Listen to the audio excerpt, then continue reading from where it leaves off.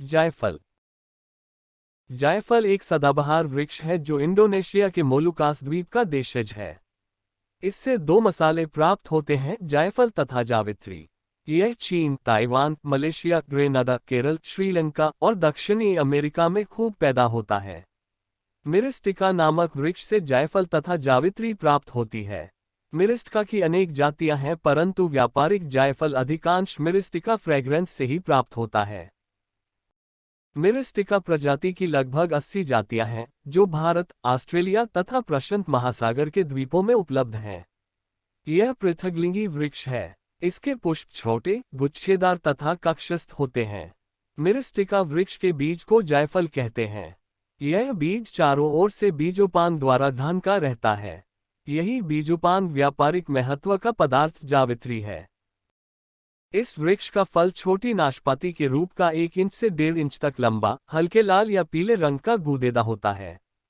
परिपक्व होने पर फल 2 खंडों में फट जाता है और भीतर सिंदूरी रंग का बीजोपांग या जावित्री दिखाई देने लगती है। जावित्री के भीतर गुठली होती है, जिसके काष्ठवत खोल को तोड़ने पर भीतर जायफल प्राप्त होता है। जायफल तथा जावित्री व्यापार के लिए मुख्यतः पूर्वी ईस्ट इंडीज से प्राप्त होता है। जायफल का वृक्ष समुद्र तट से 400-500 फुट तक की ऊंचाई पर उष्णकटिबंध की गर्म तथा नम घाटियों में पैदा होता है। इसकी सफलता के लिए जल निकास युक्त गहरी तथा उर्वरा दोमट मिट्टी उपयुक्त है। इसके वृक्ष 6-7 वर्ष की आयु प्राप्त होने पर फूलते फलते हैं। फूल लगने के पहले नर या मादा वृक्ष का पहचाना कठिन होता है। ग्रेनाडा, वेस्ट इंडीज में साधारणतः नर तथा मादा वृक्ष 3:1 के अनुपात में पाए जाते हैं। जमैका के वनस्पति उद्यान में जायफल के छोटे पौधों पर मादा वृक्ष की टहनी कलम करके मादा वृक्ष की संख्या वृद्धि में सफलता प्राप्त की गई है। जीनस मिरिस्टिका में पेड़ों की कई प्रजातियों में जायफल होते हैं। व्यावसायिक प्रजातियों में से मिरिस्टिका फ्रेग्रेंस सबसे महत्वपूर्ण प्रजाति है। यह सदाबहार वृक्ष मूल रूप से इंडोनेशिया के मोलुकस के बंडा द्वीप या स्पाइस द्वीप में पाए जाते हैं। जायफल वृक्ष 2 मसालों के लिए काफी महत्वपूर्ण है, जो जायफल और जावित्री 2 फलों से लिया गया है। वृक्ष की वास्तविक बीज जायफल है।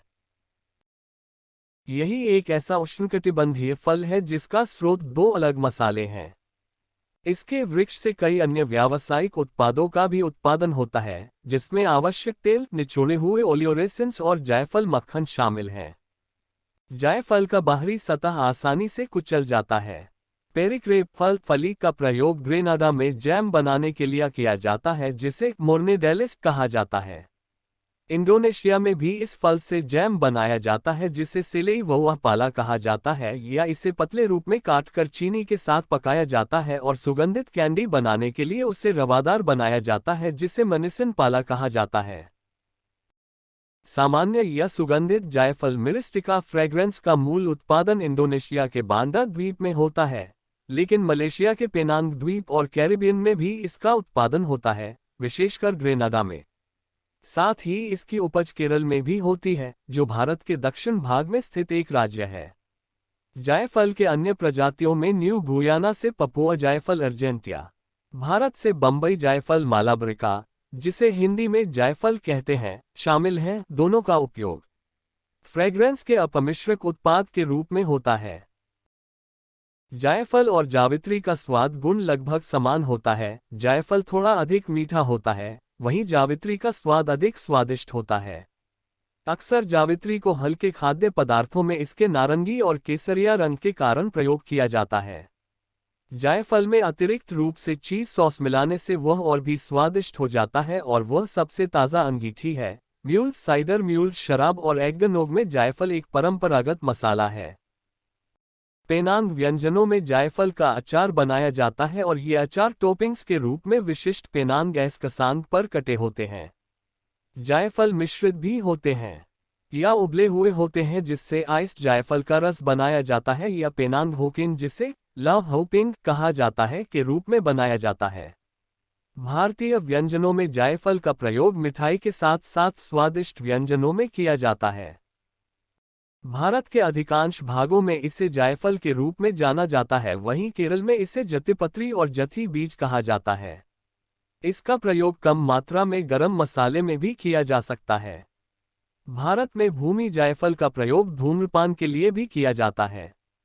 मध्य पूर्वी व्यंजनों में भूमि जायफल का इस्तेमाल अक्सर स्वादिष्ट व्यंजनों के लिए एक मसाले के रूप में किया जाता है।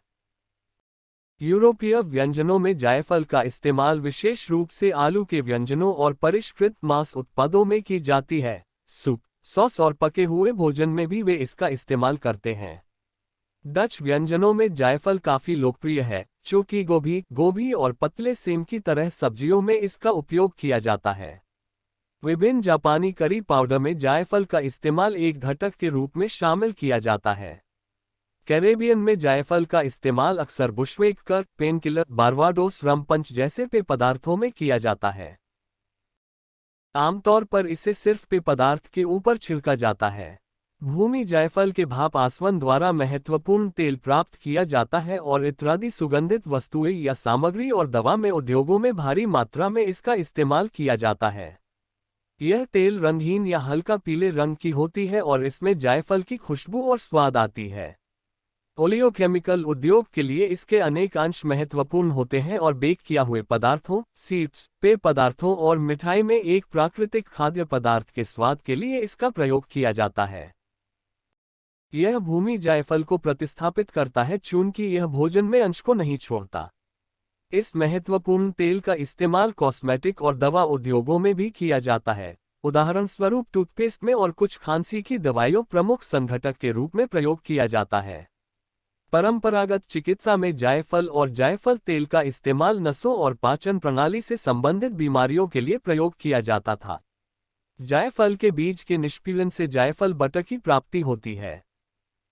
कुछ सबूत सुझाव देते हैं कि रोमन पादरी जायफल का इस्तेमाल अगरबत्ती के रूप में करते थे, हालांकि यह विवादास्पद है।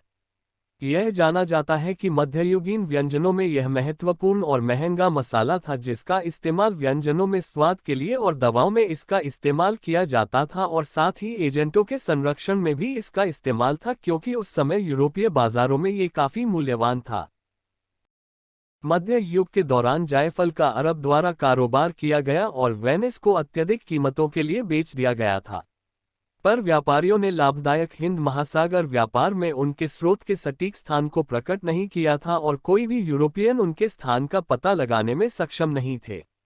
अगस्त 1511 में पुर्तगाल के राजा की ओर से अफोंसो दे अल्बुकर्क ने मलक्का पर विजय प्राप्त की, जो उस समय एशियाई व्यापार का केंद्र था। मलक्का को प्राप्त करने और बांडा स्थान के अध्ययन के बाद उस साल के नवंबर में अल्बुकर्क ने अपने एक अच्छे दोस्त एंटोनियो डे एब्रियू के नेतृत्व में 3 जहाजों के एक अभियान के साथ उन्हें खोजने के लिए भेजा। मलय पायलटों को या तो भर्ती कराया गया था या जबरन रखा गया था।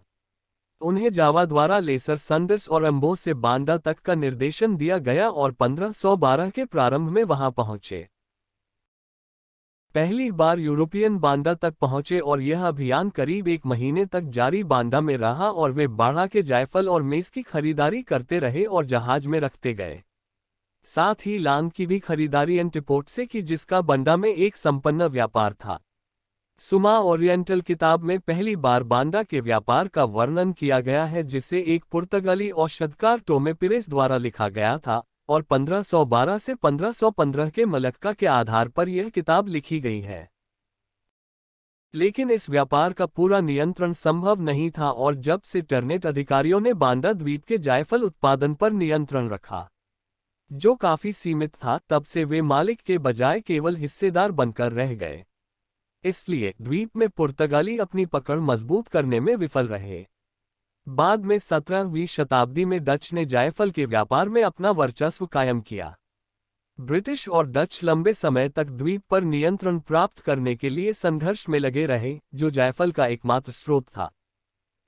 द्वितीय एंग्लो डच युद्ध के अंत में ब्रिटिश के उत्तरी अमेरिका में न्यू एम्स्टर्डम, न्यूयॉर्क पर नियंत्रण करने के बदले डच को इसकी नियंत्रण प्राप्त हुई।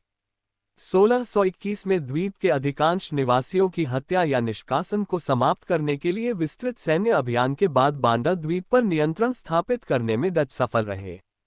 इसके बाद दूसरे स्थानों के जायफलों को उखाड़न के लिए वार्षिक स्थानीय युद्ध अभियानों को बढ़ाने के साथ बांडा द्वीप को वृक्षारोपण एस्टेट की एक श्रृंखला के रूप में नियंत्रित किया गया था। नापोलियन युद्धों के दौरान डच राजाओं के भीतर एक परिणाम के रूप में अंग्रेजों ने नेबांडा द्वीप पर अस्थायी रूप से नियंत्रण प्राप्त कर लिया और अपने औपनिवेशिक क्षेत्रों में जायफल का प्रतिरोपण किया, विशेष रूप से जंजीबार और ग्रेनाडा में रोपण किया। आज एक जायफल की खंडित शैली ग्रेनाडा के राष्ट्रीय ध्वज पर पाई जाती है।